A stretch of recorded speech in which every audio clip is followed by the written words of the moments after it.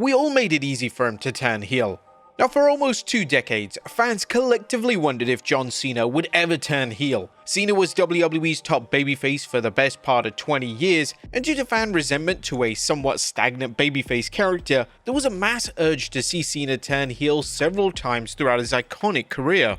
The discourse surrounding a potential Cena heel turn was always exciting. Fans always had their own unique theories in relation to the turn. But why would Cena turn heel? How would he explain to his young fans that he was now the bad guy? Would Cena debut new gear and a new theme song?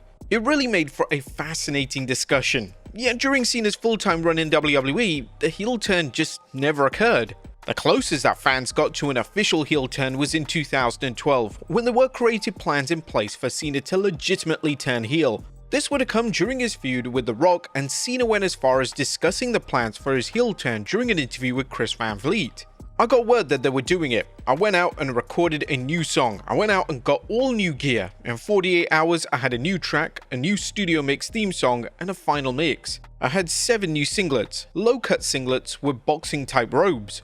When Cena first revealed this in an interview, there was a lot of disappointment, as fans were under the impression that they had missed out on Cena potentially embarking on a heel run of a lifetime.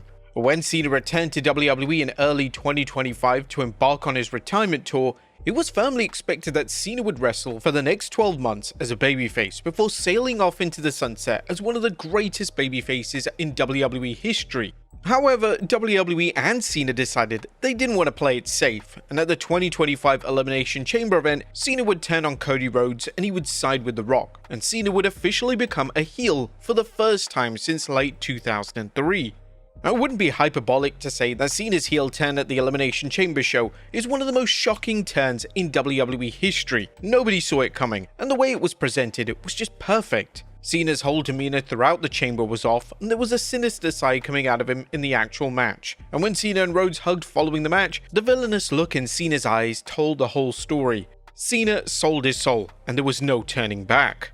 From WWE's perspective, this was a risky yet bold move. Cena vs Rhodes was a money match with both as babyfaces, but with Cena as a heel, it was completely unknown territory. Thankfully, thanks to Cena's first heel promo on Raw, we know that fans are firmly siding with the reigning WWE champion, and due to Cena's popularity as well as his cool factor as a heel, it wouldn't have been out of the question for fans to side with Cena. The fact that fans are still 100% on Team Cody shows how cemented Rhodes is as the face of the company, and working with a heel version of Cena is only going to enhance Rhodes in that established role. All eyes were set on Raw from Belgium, which would see Cena explain the heel turn. Fans on social media had endless suggestions on how Cena would explain the turn. Would Cena simply explain that he would do whatever it took to win world title number 17, or would Cena state that the fans had been against him for 20 years and now it was time to exact revenge? Ultimately, it would be the latter, as Cena would deliver an ice-cold walk to the ring on Raw and deliver arguably the finest promo of his entire career. In Cena's opening few lines, he would address the heel turn, and his attention would fully be on the disrespect that he had received from the audience. When someone is properly grounded in life, they shouldn't have to look outside themselves for approval. "You're making this so easy for me. You see, for 25 years, I've been the victim." "Okay, I've been the victim of an abusive relationship." No. You have lost your time to talk, yeah? Okay, fine. Take the floor and do what you do with it. All you do is be hurtful. All you are is abusive, and all you've ever done is bully me into being your damn puppet and expected me to do it all with a smile on my face. No more. This was Cena basically saying that the days of him getting booed and taking it on the chin are over, and it was his time to bite back at the audience. This was an interesting explanation, as whilst the content and delivery of the promo was superb, in recent years the Cena sucks chants have basically disappeared, so it's understandable why some fans have been critical of this element of the explanation. If this heel turn was done 15 years ago and Cena used the exact explanation, then it would have made a lot more sense.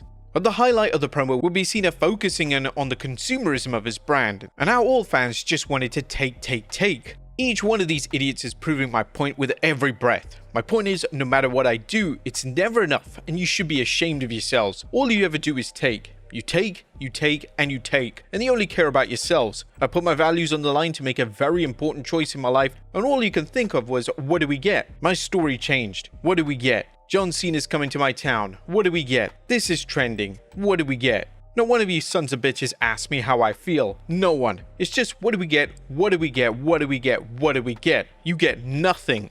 Now, this was such a smart inclusion from Cena. This was Cena basically saying that despite fans telling him he sucks for years, they still ate up everything he did. He was still the biggest star in the company. He was still the #1 wrestling attraction in the world. This was Cena calling out the hypocrisy from fans, and using Cena's logic here, he was more than justified for having enough of the fans. Cena would follow this up by saying that the fans wouldn't be getting a new look or a new theme music, and the inclusion of Cena stating that it's his voice on his own theme was a welcome touch. You get what you've earned, and what you've earned is nothing. You don't get a new look because you dress like me. I don't dress like you idiots. You don't get new music. That is my voice on that song, and your time is finally up, and my time is finally now. The only thing that you get is to take a long look in the mirror to see how awful each and every one of you has been for 25 years to me. As Cena throughout the promo was hinting at how the fans didn't like his identity, and Cena was basically saying that he takes offense to the idea of changing his theme song because it's his song. It's not a WWE produced song, it represents him and his core established values. In relation to Rhodes, Cena would address Rhodes in his promo, and it appears that WWE are going in the direction that Cena is convinced that the fans will turn on Rhodes. However, when the fans don't turn on Rhodes, he will realize that he was completely wrong, and Cena will have to face the music. Cena explained the dislike towards Rhodes by saying, "You're chanting for Cody. Oh, of course, your brand new shiny toy, because you're about to put this one out to pasture. Like I said, with every breath you prove my point that you're awful people, and that's every single person in this room. No one is safe. No one can hide, especially the people I can pick out in the crowd. Yeah, I see you, and you in the front row, and you in the front row." Now, this part of Cena's promo examined the distress and the panic of Cena's retirement.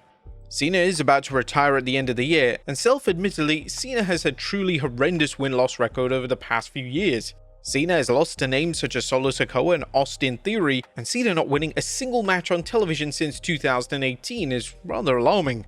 This is a meta angle that WWE are taking, as some fans have stated that Cena is past it in the ring, and it'll be interesting to see if Cena dissects this further in the forthcoming weeks. Now, the best heel turns are those that are grounded, well, somewhat in reality. This is the case here. Cena's frustrations are understandable and have a ton of weight. The only element that has yet been explored is the nature of the relationship between him and The Rock.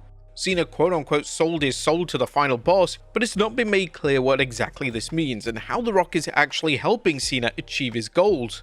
Our fans are under the impression that before the year is out, Cena will revert back to being a babyface. This seems wise, as it seems unlikely that Cena retires as a heel, and it's possible that Cena realizes the error of his villainous ways and turns on The Rock to close out his final run. It would also make for a fascinating twist if a babyface such as Rhodes addresses Cena's prior dark deeds.